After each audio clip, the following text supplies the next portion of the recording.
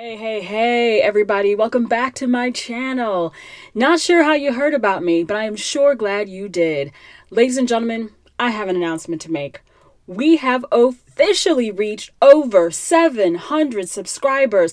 And actually, at last count, we were at 742 subscribers. Thank you so much for all of you who subscribed, who told your friends to subscribe. Guys, you are making my dream come true, and I absolutely appreciate you for it. So we're going to sit back, relax, and if you choose to do so, pull up your fifth wheel, get out your camping chair. Let's sit in a circle on the property and talk about Sister Wives Season 17, Episode 8. Hang on with me, okay? All right, everybody, let's jump into it. We open on what is a dark and stormy day. Christine is packing. An asshat jumps out. No, actually, he just shows up. He's in the garage. He says that Christine has put this big task of moving on his plate. Well, she's been asking you for a few weeks to get your stuff out of the garage because she's going to put the house up for sale. I'm not quite sure how this is a big task, except that Christine is very nice and says that he pretty much had to buy quadruple of everything because he had 4 wives. Well, here's my question. You had 4 wives with 4 houses when you lived in Las Vegas. The only wife, though, that you've really been living with is Robyn. So at what point did you stop buying quadruple of what you needed? Because even though you might have stopped by to visit the other houses, excluding Meri, so that puts you at triple, why would you continue to buy quadruple of what you need if you have a main house? And it's actually the only house he calls my house. So, yeah, let's do that math. I mean, if anybody has that math figured out, please let me know. Christine even did you a solid, Cody, and she packed your stuff for you. As a matter of fact, if I were you, I would have just gone ahead and moved it out as soon as I found it. But you probably thought you were going to coerce her or strong arm her or mind control her into staying. So you just thought you'd leave it there, and you continue to do so because you won't move it out of the way. So she pretty much is saying to you what we all know is the Beyonce theme, to the left, to the left. Everything you've owned in a box to the left. So move it. That's basically what she's saying to you. He keeps saying, well, I'm busy. I've got work to do and I just can't, get to it. Well, it's interesting because you got to officiating a wedding for your friend in a whole nother state. So you're not that daggone busy. Whatever. I'm so glad that Christine's leaving. But he also says that, he kind of is having trouble with it because he has an emotional attachment to the house. And he has an emotional attachment to Christine. If anybody sees that emotional attachment, if y'all find that, can you let me know? Because I haven't seen it for about 17 seasons. I've seen you do a really good job of acting like you have this attachment, or maybe that attachment was through your kids. But obviously Christine didn't feel the attachment because, well, here we are. And she's told us over the last few weeks that she hasn't been happy for a very long time. As they're talking, she is about to present her idea for how to split the property. Now, I have to say, I held my breath because we all know Cody is, let's see, what's the word? A little bit dangerous in his responses. Let's just say that. And when I say dangerous, I mean, you just don't know where he's going to come from. Like, you don't know what kind of Codyism you're going to run into, right? So I see her take a breath. And she makes this suggestion that when she sells the house, she keeps everything from the house and that the family keeps everything from the property. She says, I don't want anything to do with the property. I don't want anything on the property. Right? And I kind of thought that was a good idea. And surprisingly, so did Cody. Until we got to his confessional, where he whined again about how, well, this was family money. This was family property. So she gets to leave us with Coyote Pass to have to pay off, but she can go off and buy a new house. But then, of course, Ride or Die Janelle comes in like the cavalry, and she saves Christine verbally by saying, well, Because I'm a whiz at the finances, I have figured out that the money we gave to Christine for her house pretty much equals out to what she's going to be giving up from the property in Coyote Pass. Oh, and don't forget, lest we forget, remember how. Just like we gave money to Christine for her house, we gave Robyn money for her house too. Yeah, see, he forgot to give us that fact, because then that makes it look like that he and Robyn are the saviors of the family. Go and bust him out, Janelle. Janelle is for real ride or die. Janelle can be my friend any day, right? He then suggests that after Christine says that this is a great idea, he goes ahead and says that's great. And then he asks her, well, what are you going to do with the bedroom set? And she goes, sell it. And he was surprised.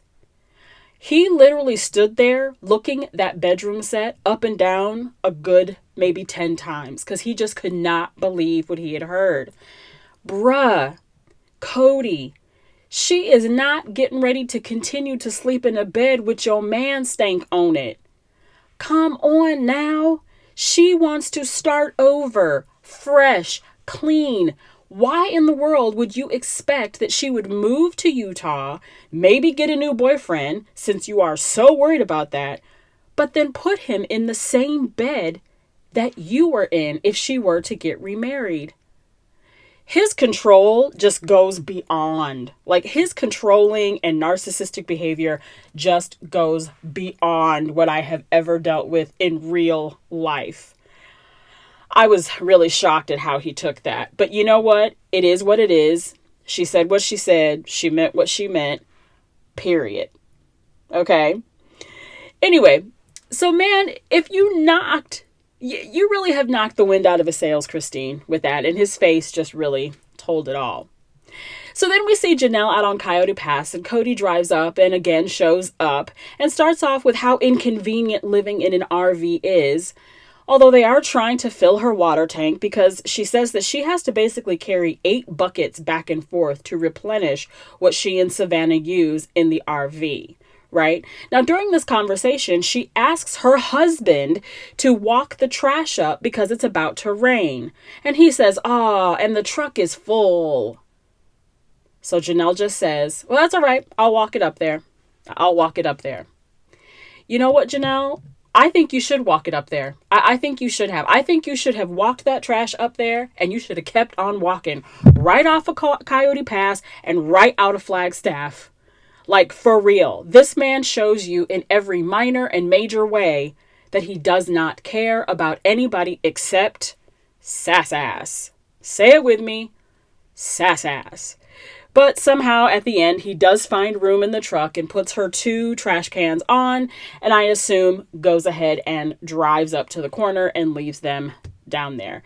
Janelle, save yourself. Savannah, save yourself while you still can. Begging you. I really do believe, though, that as the seasons go on, if we have anything after this season, we will see the demise of this marriage. I'm not wishing that on anyone. I never would. I'm going into a marriage myself. I wouldn't want anyone to wish that on me. But I would hope that if friends saw my husband to be treating me like this man has treated everyone except his favorite wife, I would hope that they would give me some advice that would wake me up to say, I deserve better than this. You know, listen to some Lizzo, Janelle, right? Take a DNA test. Determine that you're 100% that. Listen to that music. I'll send you a copy of it because it's really, really inspirational. We come back and we see Meri asking, why are you doing this? Y'all, I about threw my shoe at the TV and said, Heifer, what do you mean? Why is she doing this? Why did you, Meri, start talking to another man, woman online? You know exactly why she's doing it because you almost did it. You just didn't have the guts to do it. You have been kicking yourself every year that you have stayed in this marriage after the catfish because you couldn't do it. And now you see your sister wife, who you thought would never do it, take her exit stage left, and you are jealous and triggered. You want to be doing the same thing, Meri. We can see through you. That's why you bought the B&B. Now, I'm not saying that you bought the B&B to go live there, But tell me it doesn't make you sleep just a little bit better at night knowing that if you do have to leave, or if Cody ever has to tell you to get on down the road, that you have another place to lay your head. Tell me that doesn't make you feel just a little bit more confident in your walk every day, because it would make me feel confident in mine. Now, I know she is not the brightest bulb in the lamp, but I couldn't believe that she asked why she was doing this. You say yourself just a little later that she has not seemed happy for years. Wow. Wow. And then, of course, ride or die Janelle comes in and says, why would you ask someone who's not happy to stay someplace? Why would you do that? For the sake of religion? What religion is that? So the Grand High Witch, or Sassass, or Robyn, drives up to meet the only member of her coven to discuss Christine's decision to leave and says, it's weird. It's weird. Guys, have you noticed that Robyn says things twice, as if saying it twice makes it more true or more believable or more cemented? The funny thing is that if you read books about trying to instill an idea into children or other adults or whomever you're talking to, you're supposed to say things 3 times. I know that it's probably a little difficult for her to pick up and understand, but it's usually 3 times. But she always says things just about twice. And Meri says that she didn't trust herself to say anything when they were sitting in the circle because Robyn, of course, says, well, did I read you right? Well, like, did I read what you were feeling right? Was I reading that you were on our side, meaning me and Cody? Because remember, you almost caused this same thing. Did I read you right? And Meri goes, oh, yeah, you totally did. You totally read me right. Talk about the Mean Girls clique in high school. Y'all, I had a flashback. Right? I had a flashback to high school. The entire time Sassass is talking about why Cody didn't fight for Christine and that he sort of slept on the couch. I was wondering, like, is Meri looking at her and being like, yo, where was all this smoke when I was coming to you about my problems with Cody? Did you tell Cody to come sleep on my couch? Did you tell him to fight for me? I'm just saying. That was a look on her face. I got really confused, though, because it sounded like Meri was like flip-flopping between supporting Christine's decision to leave, but then also trying to be on the side of Cody and Robyn. Because like 1 minute, it was like she was saying, I feel this, that he didn't fight for her. He didn't fight for me. And what is that? And then she says she feels angry and betrayed. Which is it? Which is it? And she says, I don't understand it. But Meri, you do understand it. Because the person who is the head of this landslide is sitting right in front of you. And I think you're feeling conflicted, right? You're looking at the person who you know came in and basically tore this family apart. You're clinging for dear life to her, but you're saying you don't understand. So you have to keep saying Christine's fault. It's Christine's fault. I'm betrayed by Christine, because you can't say that it's your fault, Robyn. I felt betrayed by you 17 years ago or however many years ago. You can't say that, because then you know that you lose everyone. Right now, you've got 1.5 people on your side, and you know that you will lose that if you tell Robyn the truth about how you feel, right? So then Sassass says that Cody is questioning her now. He doesn't trust anybody. Then she says that he has marriages with people to maintain, and if he doesn't work on them and keep working on them, that he's going to destroy all of them. You're not going nowhere, girl. Sit down and get that bass out your chest, because you're not going nowhere. Whatever. What Robyn wants to believe is that she really means this. Like, she thinks that we are going to believe that she really means what she's saying, right? And the thing is the same lunacy that I saw in Asshat last week, I see that it's the same lunacy and cunningness that is in you, the Grand High Witch. If any of you are familiar with The Witches, the movie with Angelica Houston, that is what I'm referring to. And I figure that since a lot of you celebrate Halloween, that, it would be fun. But yes, it is exactly the same thing that I see in your eyes, and it's what I hear when you speak. You are just a little more cunning with it, sneaky with it. Ugh, I do not like sneaky people. But then the producers begin to use clip from the shows we've already seen, and Christine reminds us that yes, she signed up to be a sister wife, but that she signed up to be an equal sister wife, right? Equal, meaning you don't spend more time over here than you do over here. You have 4 wives, you split that time equally between us, and you don't treat any of us like we are the favorite. I really want to hear from that professor. Remember the 2 kids that came, the 2 college students that came and supposedly watched them for like a few days and then went back to the professor and he asked them and they couldn't see any of this happening. Wow. I want to hear from that professor now, because I believe he would really change his tune about what is going on in that house, right? So then she reminds us again, that she wasn't going to stay in a marriage that was loveless. Right? Because, Meri is like, well, why would she even come into the family if she wasn't going to stay? Well, Meri, because we can all look into the future and know how we'll grow and change. Not. People become different as they're married, as they get older, whatever. And Meri says that she's taking it really personal and she's been crying about it. She's so pissed off. Again, Meri, you're not pissed off that Christine's leaving. You're pissed off that you're not. So then I guess she doesn't realize that Cody has said that now with him being kind of mad at Christine and Christine sort of betraying the family, that he's feeling some sort of fondness for her. Right? You've moved up the charts, Meri. But I bet if you heard that, those tears that you say you're crying, they would clear up right away. Then Robyn's sitting in her confessional and she's basically salivating over the fact that Christine's leaving. She can barely move her mouth to say the lies that are coming out of it. Go back and watch, right? So they're all giving their opinions. And Christine says in one sentence, they don't get a choice. Period. That part. She didn't say period, that part. That was me. Again, Janelle being the ride or die says again, why would you ask someone to stay when they're not happy? Robyn then says she could feel that Christine had let go of the relationship. She recognized it because she's been there. So I still wonder, why would you ask someone to stay in a relationship that you yourself have been through?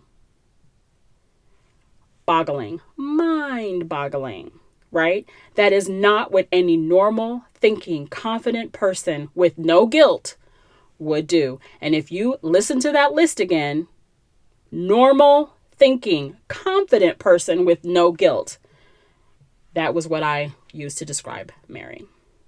Then Robyn looks at Meri and says those words that they used for the title. Hang in with me. Hang on with me, okay? She says it twice. No matter that he doesn't come over, no matter that you don't get any intimacy, no matter that he talks about you like the worst decision he ever made, it's about me. So hang on. She then really shows who she is with. I have to watch while they destroy what I wanted. Who are you talking about? Who are you talking about, Sass? Who's they? We know, because you had other options, girl.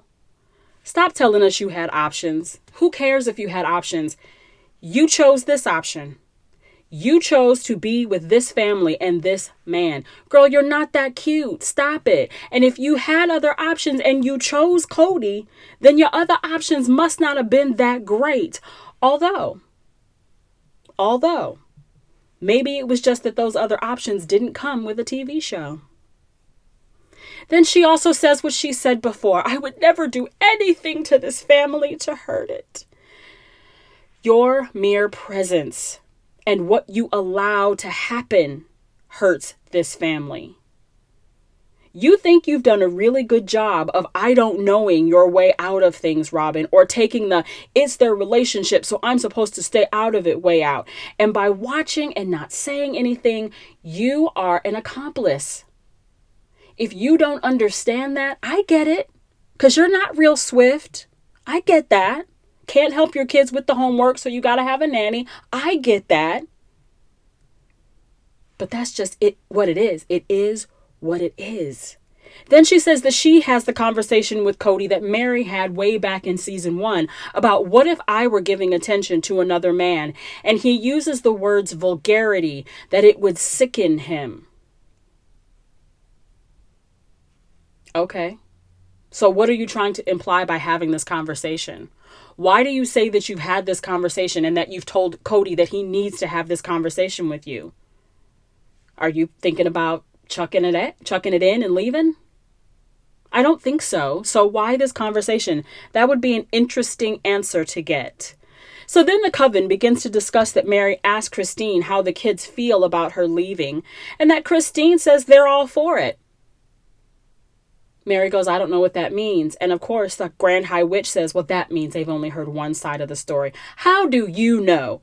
You won't even go visit the kids. Y'all will only sit 6 feet apart, and none of that time that you're sitting six feet apart have been with the kids. You don't know what the kids know because you don't talk to them and they don't talk to you. Get out of here. Meri asks, do you think this is coming or was coming before Flagstaff? And Robyn throws Christine under the bus, puts her business in the street and says, truth be told, she was actually talking about it before we left Vegas, before we got to Flagstaff. Wow. So then I guess we know that when Cody said he heard rumors that she was going to leave, we know who he heard those rumors from. And it was not his kids, as he said before. Sass says, I've always wanted her to be happy.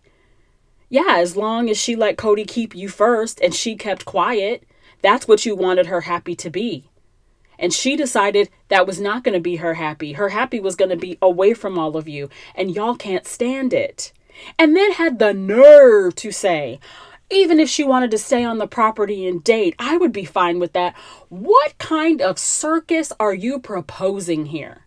So it's not confusing or wouldn't hurt truly to leave, or it would hurt truly to leave, but it wouldn't hurt her to watch her mother live on the property with all of her other moms and be dating another man when her dad is... Girl, what are you talking about?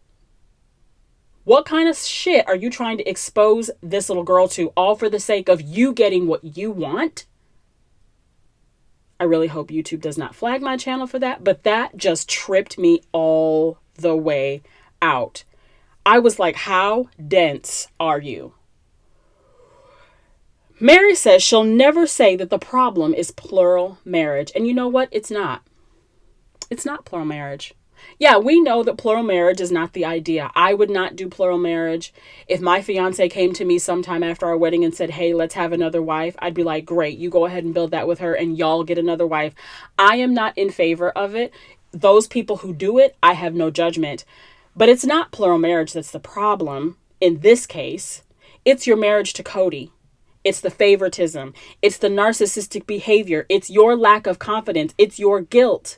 And yeah, I guess one man being shared by 4 women is a problem. For some, for you, for a lot, in my opinion. But in this case, and I can only speak to this case, it is who all of you are married to and what you've let him get away with. So as they're driving in the truck, and I'm not going to spend much time on this at all because it really was kind of a no-nonsense thing for me to even watch. But his friend asks if he's happily married. And he says, yeah, to a couple of women. And once again, couple. So that means Meri gets stabbed in the kidneys and behind her back, no less. But I do respect his friend for still considering Christine his friend too and saying that it is hard to watch this marriage fall apart. Christine says that she sold the bedroom set and Cody says he was hurt. You're bad, Cody. Oh, well, you're bad. She says that the best years of her life were given to him, and he shrugged his shoulders. And then, of course, in his narcissistic way, he says, I gave the best years of my life to her also. Yeah, and you gave the best years of your life to another wife, and the final wife, which is why we are here today. Cody, it's not about the years that you gave. It's about the quality of what you gave within those years. And if you go ahead and hop into that Wayback Machine to season 1, you didn't give much. Christine wants to start over, and she is hoping she can. You can, Chris. I believe in you. I believe in you. Do you believe in life after love? Because I do. Isabel and her family are packing up the car and getting ready to start her adventure to Maddie and Caleb's house. And Janelle is rooting for Isabel to see a healthy relationship because Caleb is around all the time. Caleb dotes on his children, and he really thinks that his wife and his children hang the sun and the moon. And Janelle really wants Isabel to see that, right? Cody is helping to pack the car and truly is a little upset that she has to spend so much time in the car with her mom and sister because she gets cramped in the back and even says in her Princess Truly way, did I mention it's cramped? Cramped, not crap, cramped. She announces that she's loading into the car and Cody says, yeah, well, you got to come out and give me a hug. Nobody wants to hug you, man. Nobody wants to hug you. And of course, Cody has one last judgmental moment of how the car is packed and says, yeah, I wouldn't take a trip with Christine. We are done. We are over.